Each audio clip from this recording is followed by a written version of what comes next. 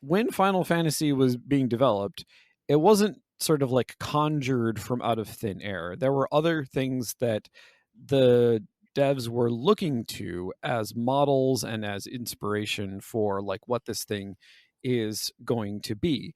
And the reason why I emphasize that is because one of the points that we ended on in our free episode is that one of the things that actually is pretty consistent across the Final Fantasy games is that they're actually kind of in direct conversation with and looking at other contemporaneous games to kind of understand where Final Fantasy is going to fit into that sort of like that universe of where RPGs are. And so even though Dragon Quest had at that point like just come out in Japan and sort of established for the first time that there was a market for these games, because prior to Dragon Quest, it was assumed within the Japanese games industry that RPGs just wouldn't sell in Japan, which sounds ridiculous now, considering how popular RPGs are there. But there was a time in the mid 80s when they're like, nah, no one's going to buy an RPG. That's ridiculous. So, where these devs are looking is actually, interestingly enough, to Western game companies, particularly to two games.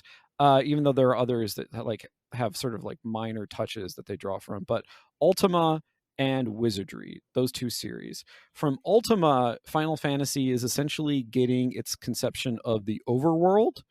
And from Wizardry, it's getting sort of its basic UI design and also sort of like its narrative structure for dungeon crawling and things like that. And so it's both.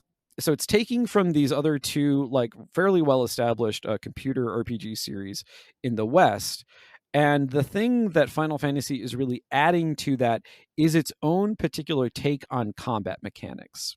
And that is where this sort of like tactical RPG system comes from. Believe it or not, that whole arrangement of like there is a bad dude or a collection of bad dudes in the upper left hand corner, and in the upper right, you have your party of four, and on the bottom, you have a bunch of information. Final Fantasy invented that. Now, they didn't necessarily invent the UI for that. The sort of like the sort of the frame structure that they used is a direct like lift from the Wizardry series. But what's interesting is that the different perspective that these original Final Fantasy games are presenting to you. Because if you look at the Wizardry series, if you look at Dragon Quest, in fact, both of those series give you a sort of crude first person perspective. So then the idea is that you have this sort of like, yeah, you have the single point perspective as you know, you're looking through a dungeon as you're moving around. When you're fighting enemies, they're centered in the screen, and it says if you are looking at them directly. The Pokemon series then also used something similar to this when it was created. But here we have the sense of like you see the total play space.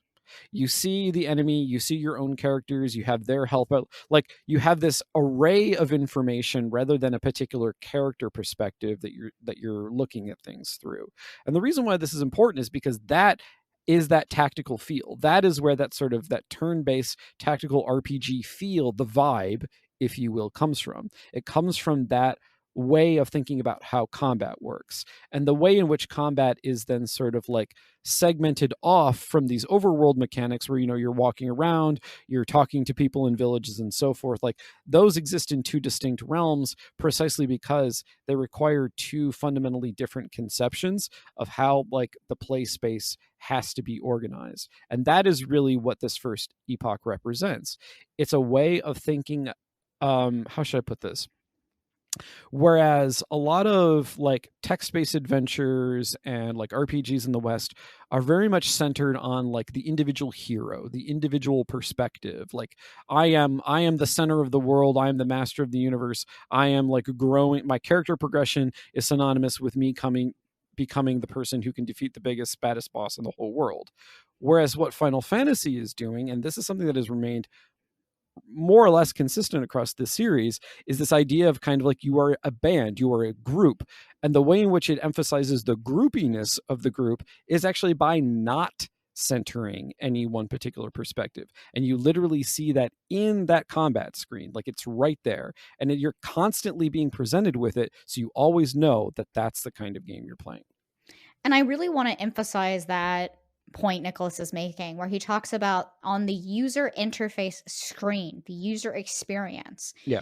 that they are not centering any one individual on that screen, because Final Fantasy is a game that's genre is about multiple people's perspectives, Yeah. not just in combat, but on the situation, right, of the story at large. Yeah. That was one of the primary arguments people were having as dissatisfaction towards 16, is that would Final Fantasy be able to tell a multi-perspective story if they didn't have, right, multiple party members, which I just think is, as a narrative designer, really warms my heart to completely, right, like see, right, when we talk about a thoroughfare, right, or a thorough thread, right, through Yeah. a game series.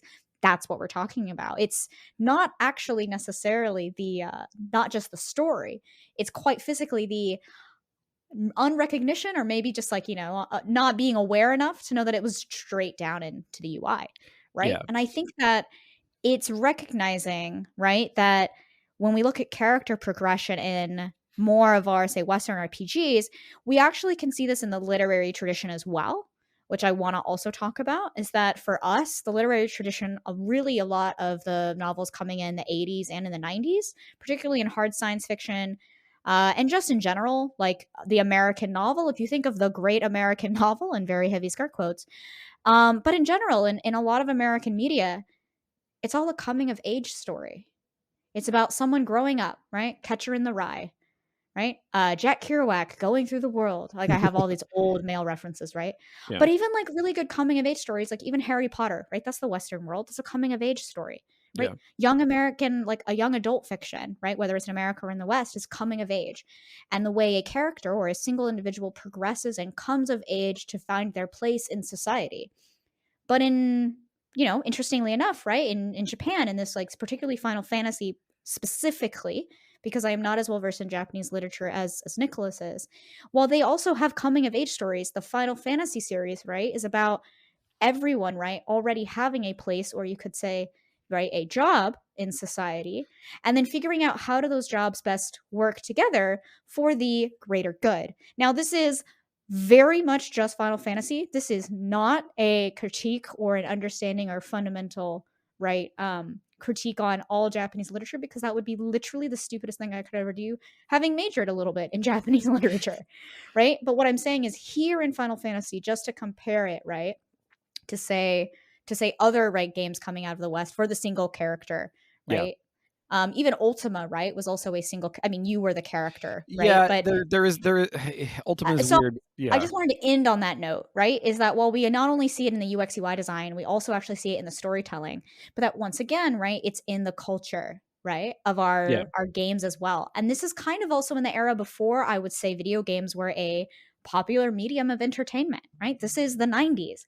Phones finally became, cell phones particularly, I'm sorry, finally became a real thing, I was gonna say right? they've had phones for a while at that point. No, no, no, they've never had phones until the 90s, right? But like, people were still on Nokias. People even listening to us know what a Nokia is. I I'm do. kidding. You please. Some people probably do. No, please, everyone know what a Nokia is. Anyway, right? This is when flip phones didn't have screens. All right, everyone, because now we have the Samsung Fold. Anyway,